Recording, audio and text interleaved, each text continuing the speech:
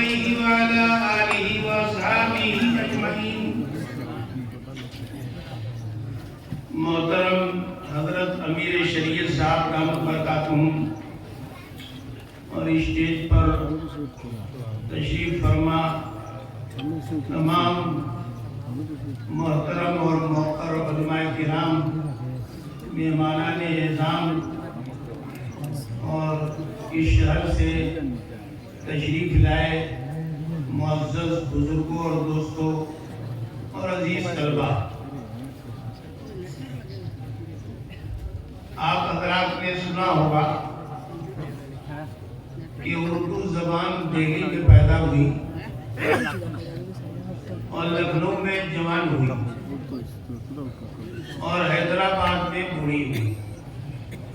اور مدراس میں مر گئی۔ آسام کا تو کہیں کوئی تذکرہ ہی نہیں ہے۔ میرے لیے مشکل یہ ہے کہ میں لکھنؤ میں رہتا ہوں، بہت مشکل اردو بولتا ہوں، اور آپ کے لیے مشکل یہ ہے کہ آپ آسان اردو بھی بہت مشکل سے سمجھتے ہیں۔ میں آپ لوگوں سے گزارش کروں گا کہ میں بہت مختصر بات کروں گا، آپ لوگ صبر کے ساتھ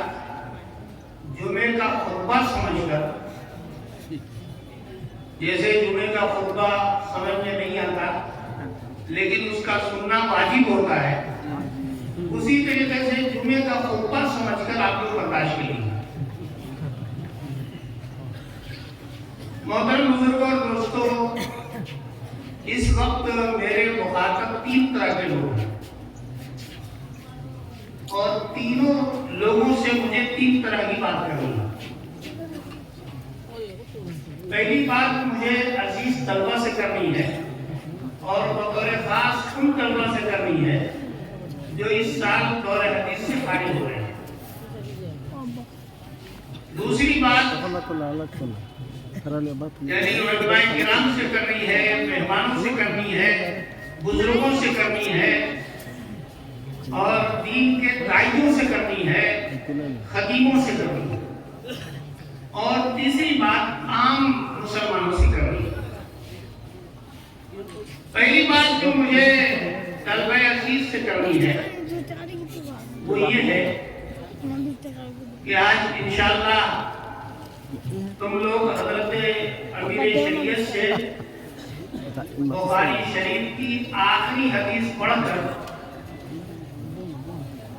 ایک بہت بڑا اعزاز حاصل کرو گے۔ یہ بہت بڑا احساس بھی ہے لیکن بہت بڑی ذمہ داری بھی ہے۔ اچھا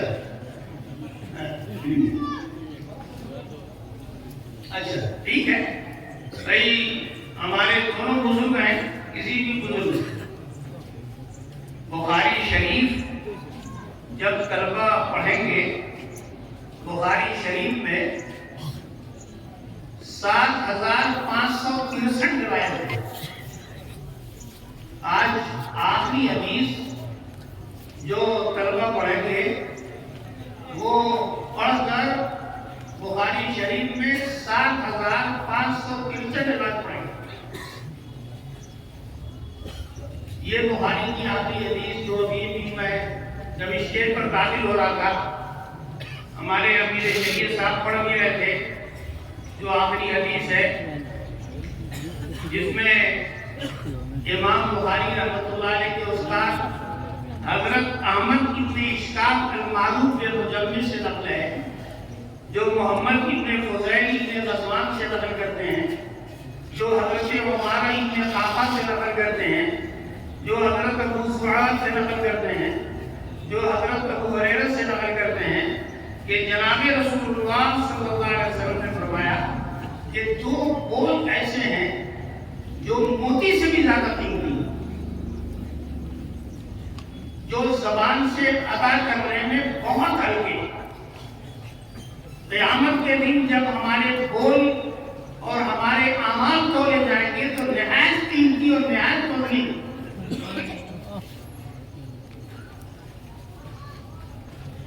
وہ کیا ہے؟ سبحان اللہ و بحمدہ پاکی بھی بیان کرتا ہوں، حق جل مجدہ کی تعریف بیان کرنے کے ساتھ، اور حق جل مجدہ بے عیب ہے، بے ذات ہے، بہت عظیم ہے۔ بخاری شریف کی یہ روایت عزیز طلبہ نے جانا ہوگا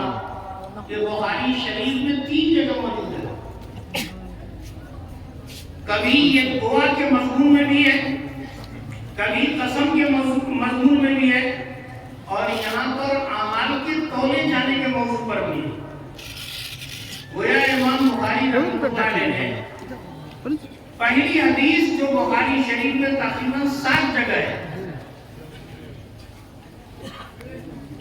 بدے وحی کے باب میں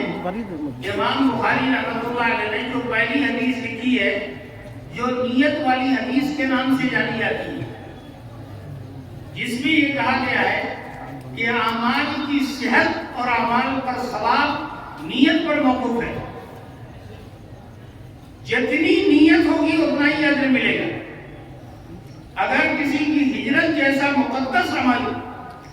دنیا کے لیے یعنی کینٹین چلانے کے لیے ہو، کاروبار کے لیے ہو، تو اس کی ہجرت جو ہے یہ گویا دنیا کے کام کے لیے، اور جس کی ہجرت اللہ اور اس کے رسول کی رضا اور خوشنودی کے لیے ہے، تو اس کی ہجرت اللہ اور اس کے رسول کی رضا کے لیے مانی جائے گی، اور اسی اعتبار سے اجر ملے گا۔ گویا امام بخاری رحمۃ اللہ علیہ نے پیغام یہ دیا تھا کہ عمل کی صحت کے لیے 2 بنیادی شرط ہے۔ پہلی شرط یہ ہے کہ وہ عمل وحی کے مطابق ہو، شریعت کے مطابق ہو، قرآن حدیث کے مطابق ہو، جائز ہو۔ ایک عمل بظاہر جتنا شریعت کے مطابق ہو، جتنا بھی نیکی کا کام ہو، لیکن اگر وہ وحی کے مطابق نہیں ہے، قرآن حدیث کے مطابق نہیں ہے، تو اس عمل کی کوئی قدر و قیمت نہیں۔ مغرب کی نماز اگر ہم 3 رکعت کے بجائے 4 رکعت پڑھ لیں، بظاہر نماز ہی میں اضافہ ہے، کوئی خراب کام نہیں کر رہے ہیں، لیکن وہ جناب رسول اللہ صلی اللہ علیہ وسلم کی شریعت کے مطابق نہیں ہے۔ تو جب اللہ کے رسول صلی اللہ علیہ وسلم کی شریعت کے مطابق نہیں ہے،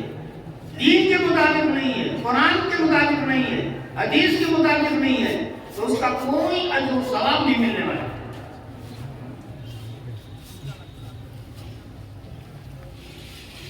اسی طریقے سے دوسری جو شرط ہے وہ یہ ہے کہ حق جل مجدہ کی رضا اور خوشنودی کے لیے، دنیا طلبی کے لیے نہ ہو، بلکہ اللہ اور رسول کی خوشنودی کے لیے ہو، اللہ کی خوشنودی کے لیے ہو، تب اجر ملتا ہے۔ آپ لوگوں نے سنا ہوگا کہ نیت وہ مبارک جذبہ ہے کہ نیت کے اچھے ہونے سے بعض مرتبہ دنیا کا کام دین کا کام بن جاتا ہے، اور اگر نیت میں فساد ہو گیا تو دین کا کام دنیا کا کام بن جاتا ہے۔ اگر ہم میڈیکل کی تعلیم حاصل کریں، اللہ رب العزت کی مخلوق کی خدمت کے لیے، خلق خدا کو فائدہ پہنچانے کے لیے، اللہ کی جملہ مخلوق کو فائدہ پہنچانے کے لیے، اگر اس جذبے سے ہم میڈیکل کی تعلیم حاصل کرتے ہیں، تو چونکہ نیت صحیح ہے، نیت اچھی ہے، بعض مرتبہ یہ عبادت کے درجے میں ہو جائے گی۔ لیکن اگر ہم دینی مدرسے میں تعلیم حاصل کرتے ہیں، لیکن ہمارا مقصد کیا ہے؟ ہمارا مقصد ملازمت ہے، ہمارا مقصد شہرت ہے، ہمارا مقصد جاہ طلبی ہے، ہمارا مقصد دنیا ہے، تو بظاہر ایک بڑی عبادت نظر آ رہی ہے، لیکن نیت کے فساد کے نتیجے میں یہ کاروبار ہو سکتا ہے، دنیا کا کام ہو سکتا ہے۔ تو امام بخاری نے پہلی حدیث کے ذریعے سے یہ طلبہ کو بتایا ہے کہ آپ جو ہے جو کام بھی کریں، اس کام کو شریعت کے مطابق کریں، محمد رسول اللہ صلی اللہ علیہ وسلم کی سنت کے مطابق کریں۔ حضرات صحابہ رضوان اللہ علیہم اجمعین اپنی زندگی